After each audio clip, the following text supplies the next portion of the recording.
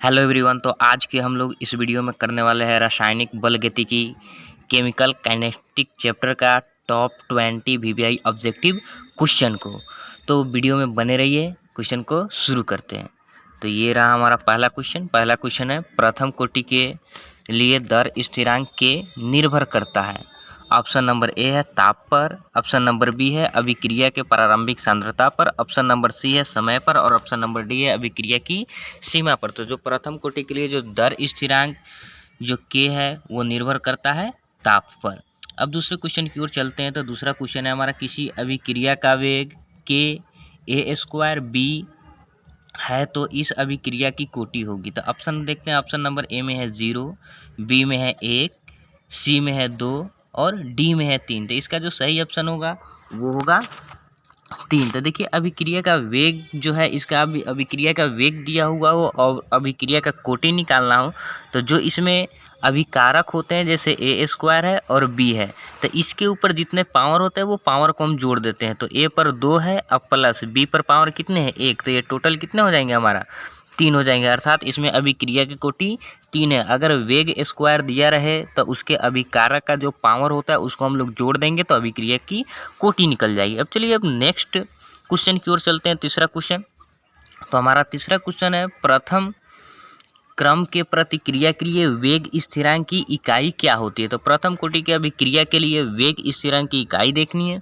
तो इस ए नंबर में दिया है प्रति समय, बी नंबर क्वेश्चन में है मोल प्रति लीटर प्रति सेकेंड, सी नंबर में है लीटर प्रति मोल प्रति सेकेंड, डी नंबर में है लीटर प्रति मोल सेकेंड।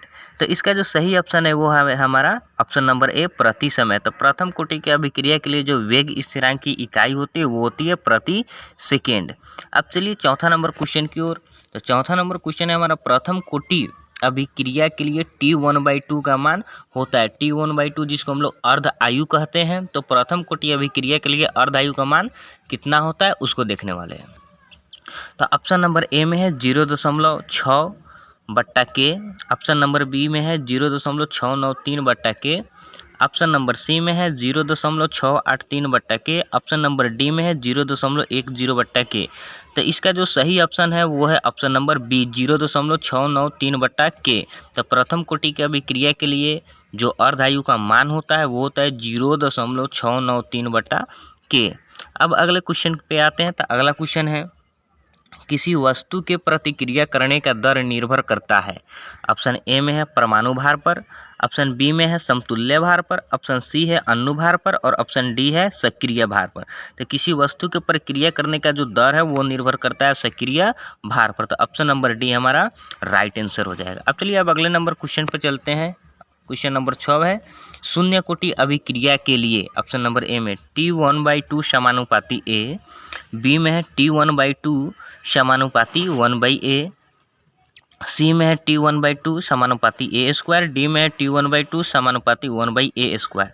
तो शून्य कोटि अभिक्रिया के लिए होता है T1/2 समानुपाती ए, जो हमारा ऑप्शन नंबर ए करेक्ट है। तो शून्य कोटि अभिक्रिया के लिए T1/2 समानुपाती A option number A right answer हो जाएंगे।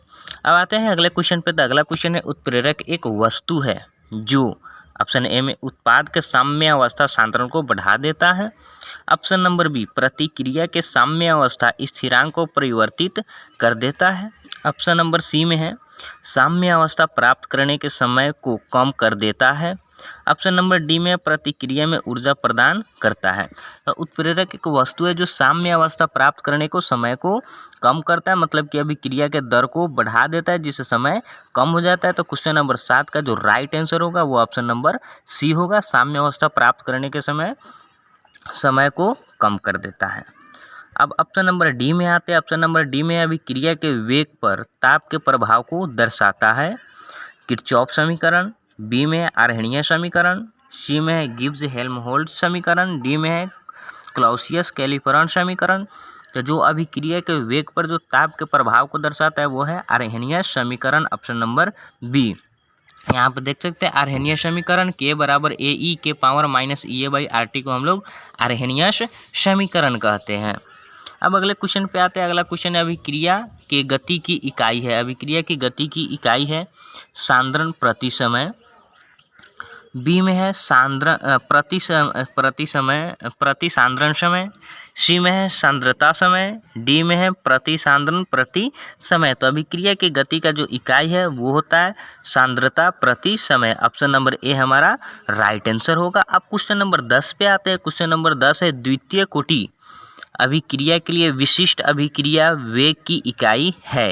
ए में प्रति सेकेंड, बी में मोल प्रति लीटर प्रति सेकेंड, सी में लीटर के पावर -2 मोल स्क्वायर प्रति सेकेंड, डी में है लीटर प्रति मोल प्रति सेकेंड। तो इसका जो सही ऑप्शन होगा वो ऑप्शन नंबर डी होगा, लीटर प्रति मोल प्रति सेकेंड।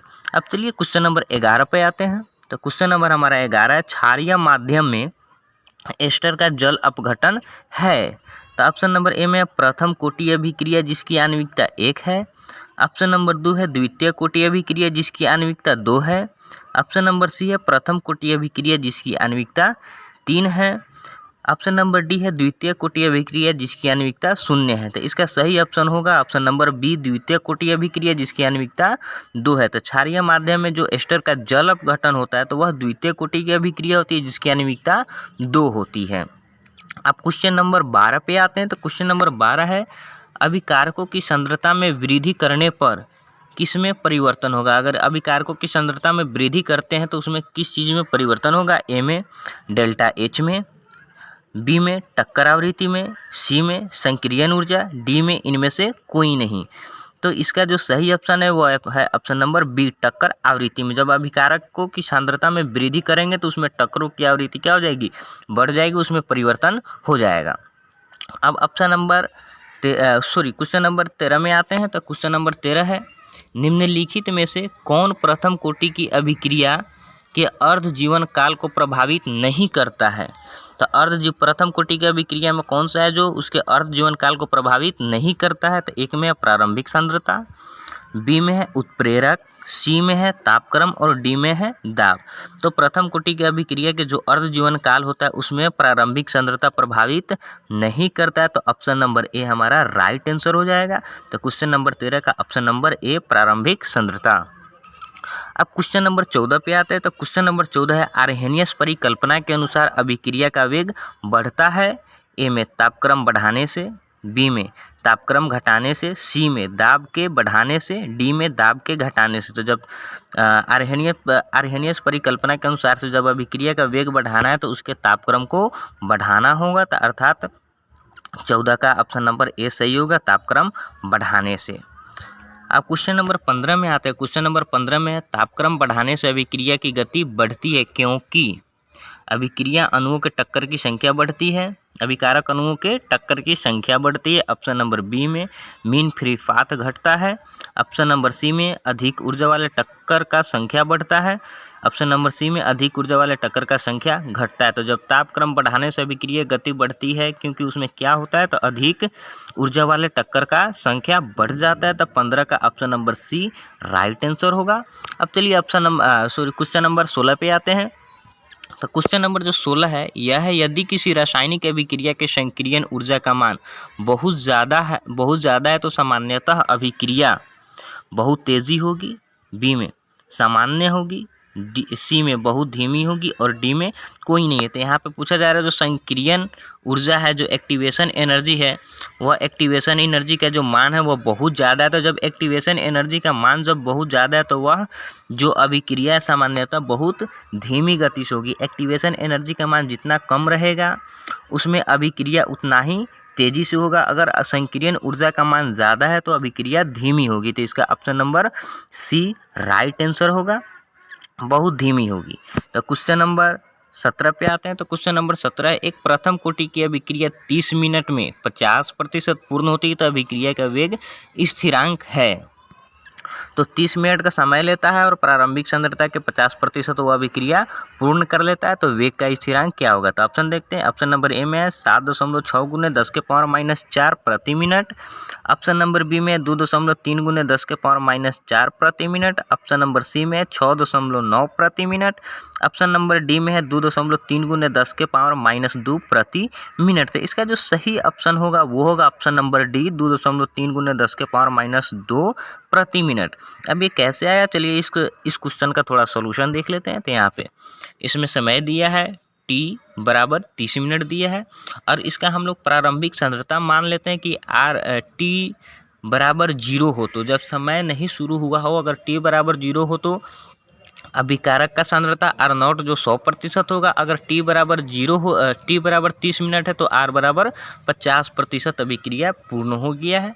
तो यहाँ पे प्रथम कोटि की अभिक्रिया का सूत्र होता है K बराबर 2.303 बट्टा टी लॉग R0/R, जहाँ R0 प्रारंभिक सांद्रता होता है और R टी समय में सांद्रता होता है। तो यहाँ पे 2.303 बट्टा 30 लॉग R0 का मान 100 है और R का मान 50 है। तो इस तरीके से हम लोग इसको हल करते आएंगे। तो यहाँ पे फाइनली K बराबर 2.3 गुने 10⁻⁻2 प्रति मिनट बच जाएगा, क्योंकि इसमें सिर्फ मिनट का ही यूनिट है। यहाँ पे जो R0 और R का है तो ये दोनों सांद्रता का यूनिट से दोनों यूनिट कट जाएंगे। सिर्फ यहाँ पे जो समय है, समय का यूनिट बचेगा, जो नीचे से ऊपर जाके माइनस हो जाएंगे, अर्थात प्रति मिनट हो या फिर प्रति सेकेंड में हो जाएंगे। तो 17 नंबर क्वेश्चन का सोल्यूशन था ये।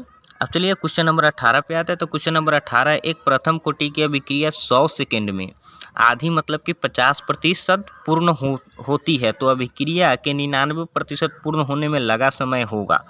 ऑप्शन नंबर ए में है 664.64 सेकेंड। ऑप्शन नंबर बी में है 646.6 सेकेंड। ऑप्शन नंबर सी में 660.9 सेकेंड। ऑप्शन नंबर डी में 654.5 सेकेंड। तो इसका जो सही ऑप्शन होगा वो ऑप्शन नंबर ए होगा, 664.64 सेकेंड। इसका भी हम लोग सोल्यूशन जो पिछले वाला 17 नंबर क्वेश्चन था वैसे ही बना लेंगे। तो इसमें सबसे पहले टी बराबर कितने होंगे, 100 सेकेंड, तो आर बराबर होंगे कितना, 50%, तो R0 होंगे 100।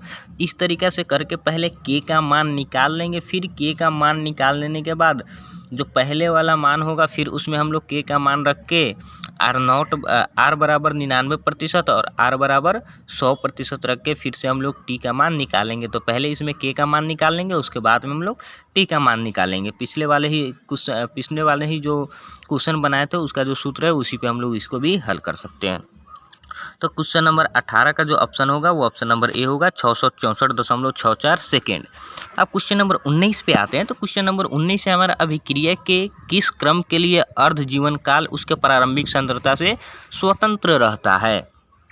तो ए है 0, बी है प्रथम, सी है द्वितीय और डी है तृतीय। तो इसका ऑप्शन नंबर जो बी है वो करेक्ट होगा, प्रथम। अभिक्रिया के किस क्रम के लिए अर्ध जीवन काल उसके प्रारंभिक सांद्रता से स्वतंत्र रहता है। तो प्रथम क्रम के लिए जो है उसके प्रारंभिक सांद्रता से ये स्वतंत्र रहता है, प्रथम कोटि का अर्ध जीवन काल जो है। अब चलिए क्वेश्चन नंबर 20 पे आते हैं। क्वेश्चन नंबर 20 कह रहा है गति स्थिरांक की इकाई निर्भर करती है। जो गति स्थिरांक होती है जिसको वेग स्थिरांक भी बोलते हैं, तो वेग स्थिरांक की इकाई निर्भर करती है ए में अभिक्रिया की वेग पर, बी में अभिक्रिया की कोटि पर, सी में अभिक्रिया की आणविकता पर और डी में उपयुक्त सभी में। तो ये जो करता है वो करता है अभिक्रिया की कोटि पर। जो वेग स्थिरांक है वो डिपेंड करेगा अभिक्रिया की कोटि पर। तो अभिक्रिया कोटि पर हम लोग वेग स्थिरांक की इकाई जो है वो निर्भर करता है। तो आज के लिए इस वीडियो में इतना ही। क्वेश्चन नंबर 20 ही क्वेश्चन हम लोग किए हैं। तो आज के लिए इस वीडियो में इतना ही, फिर मिलते हैं दूसरे वीडियो में।